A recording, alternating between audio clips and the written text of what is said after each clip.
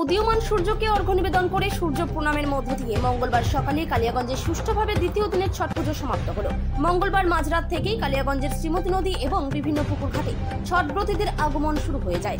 কালিয়াগঞ্জ শহর এবং গ্রামীণ এলাকায় প্রচুর সংখ্যায় অবাঙালি সম্প্রদায়ের মানুষ বসবাস করে। অবাঙালি এই মানুষদের পাশাপাশি এখন বহু বাঙালি পরিবারও ছট পুজো করে। এই ছট পুজো ঘিরে উৎসবের আবহ তৈরি হয়েছিল কালিয়াগঞ্জে। শান্তি কলোনির শ্রীমতী নদী ঘাটে বরাবরই বড় আকারে ছট পুজোর আয়োজন হয়। এই ছট পুজোর দর্শন করতে নদী ও পুকুর ঘাটে প্রচুর সাধারণ মানুষ ভিড় জমিয়েছিল। কালিয়াগঞ্জের ছট পুজো ঘাটগুলি নিরাপত্তার জন্য বাঁশের ব্যারিকেডের ব্যবস্থা করেছিল প্রশাসন। এদিন ছট পুজোর শ্রীমতী ঘাটে উপস্থিত ছিলেন কালিয়াগঞ্জ পৌরসভার পৌরপিতা রামনিবাস সাহা, উপপৌরপিতা ঈশ্বর রজক, পঞ্চায়েত সমিতির সভাপতি হিরণময় সরকার সহ প্রমুখ। শ্রীমতী নদীতে অপ্রীতিকর ঘটনা রুখতে স্পিড বোট নামানো হয়। প্রতি বছরে নাই, এইবারও মায়ের আশীর্বাদে খুব সুষ্ঠু এবং ভালোভাবে কাটছে।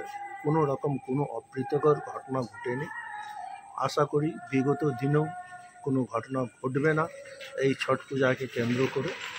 আর সব থেকে প্রথমে আমি পুলিশ প্রশাসন, ফায়ার ব্রিগেড এবং সিভিল ডিফেন্সের যারা স্পিড বোট নিয়ে সারাক্ষণ 2 দিন ধরে যে নদী পরিক্রমা এবং গাইডলাইন দিচ্ছেন এবং দেখছেন, তাদেরকে আমি অনেক ধন্যবাদ জানাই ইলেকট্রিক অফিসকে, ধন্যবাদ জানাই কালিয়াগঞ্জ পৌরসভার পৌরকর্মীদের, ধন্যবাদ জানাই সাফাই কর্মীদের, ধন্যবাদ জানাই কালিয়াগঞ্জের সমস্ত সাধারণ মানুষকে এই পূজা সফল করার জন্য। নমস্কার।